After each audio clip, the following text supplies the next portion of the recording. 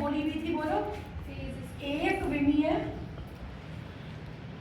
कला, एक विमीय दौलित्र का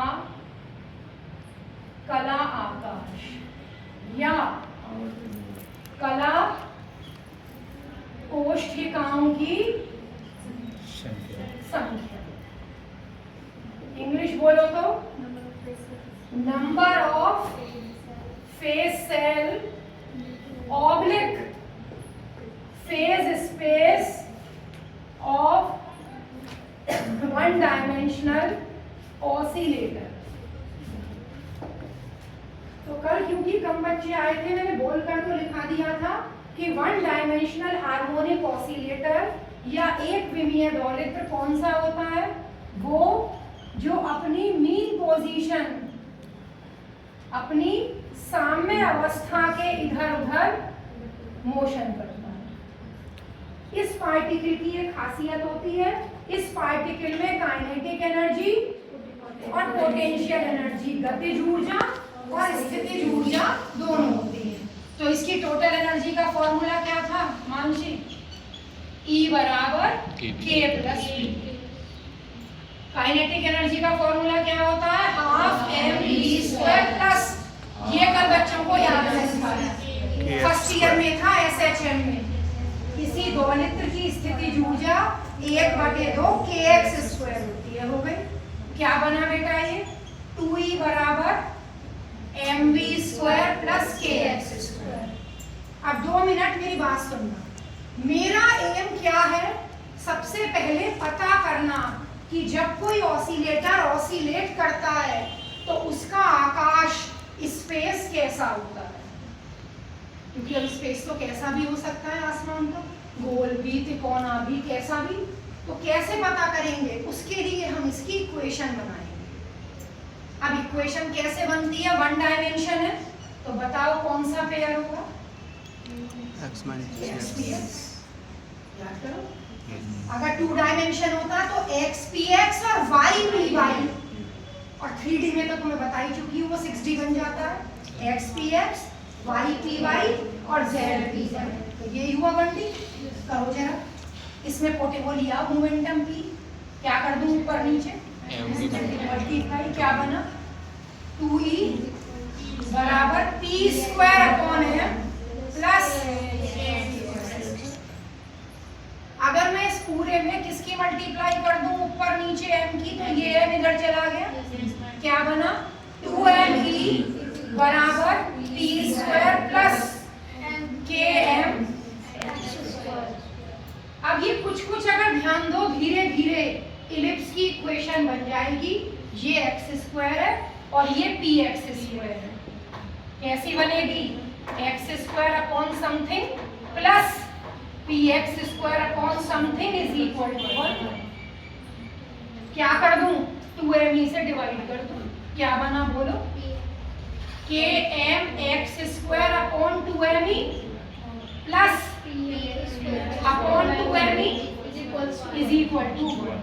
काट दो, m से m, के नीचे इसे x² बनाने के लिए इसे ऐसे नहीं लिख सकती बेटा मैं, x² बराबर 2e अपॉन k का, तभी तो ये बनेगी। ये क्या बन जाएगा? √2me का बराबर 1। तो इस कहानी से क्या शिक्षा मिली?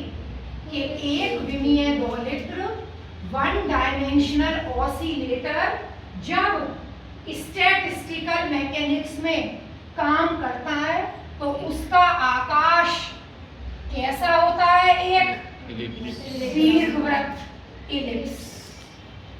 तो हिंदी में क्या लिखोगे? इससे स्पष्ट है कि एक विमीय आवर्ती दौलित्र का कला आकाश दीर्घ वृत्ताकार होता है। इंग्लिश में it is clear that for a one dimensional harmonic oscillator space is elliptical. हो गया। अब फिर सुनो अगली बात। जब तुमने साबित कर दिया फेस स्पेस इलिप्टिकल है और वन डायमेंशन में है, तो चपटाई तो होगा फ्लैट, और फ्लैट चीज का वॉल्यूम नहीं होता। तो हम अपने फॉर्मूले को थोड़ा चेंज करेंगे। तो हम यहाँ क्या लिखेंगे, इसलिए कला आकाश का क्या शब्द लिखूंगी, क्षेत्रफल। इंग्लिश में एरिया ऑफ फेज स्पेस।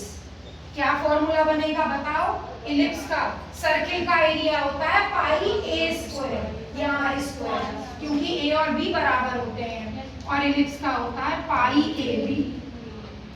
ए क्या है बेटू,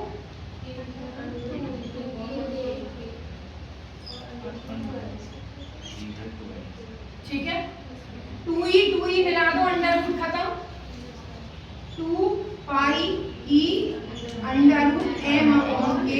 ये मेरा न्यूमरेटर आ गया संख्या निकालने के लिए। अब क्या लिखूंगी, हम जानते हैं और सच में ही जानते हैं बेटा ये बात, we know that area of phase cell, एक कुर्सी का एरिया, किसका, कला कोष्ठिका का क्षेत्रफल।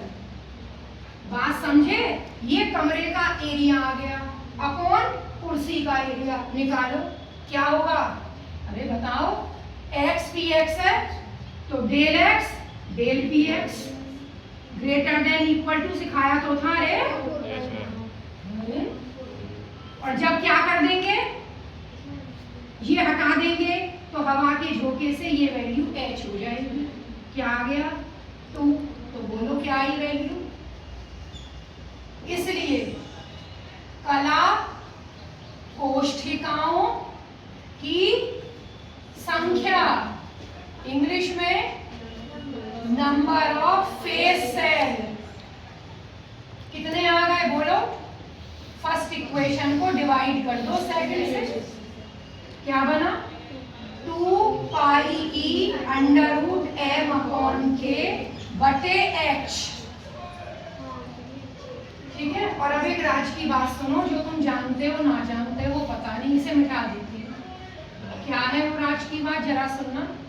वी नो दैट, क्या, दोलित्र की आवृत्ति, क्या फॉर्मूला होता है जरा बताओ, फ्रीक्वेंसी ऑफ ऑसिलेटर का फॉर्मूला, अरे बोलो, 1/2 पाई अंडर रूट के अपॉन एम होती है। आज भी याद, तो क्या हुआ है यहाँ बताओ, ये कौन सी इक्वेशन हो गई। इसलिए फ्रॉम थर्ड संख्या किसके बराबर आ गई, ई अपॉन एच म्यू, एच, क्योंकि ये पूरा सामान अपॉन में आया, 1/2 पाई और इसका उल्टा हो गया। ये आ गई नंबर ऑफ फेस सेल की वैल्यू। कब, अगर सारे पार्टिकल किसकी तरह बिहेव कर रहे हैं, ऑसिलेटर। ये हमारा ए टॉपिक क्या हो गया, कंप्लीट।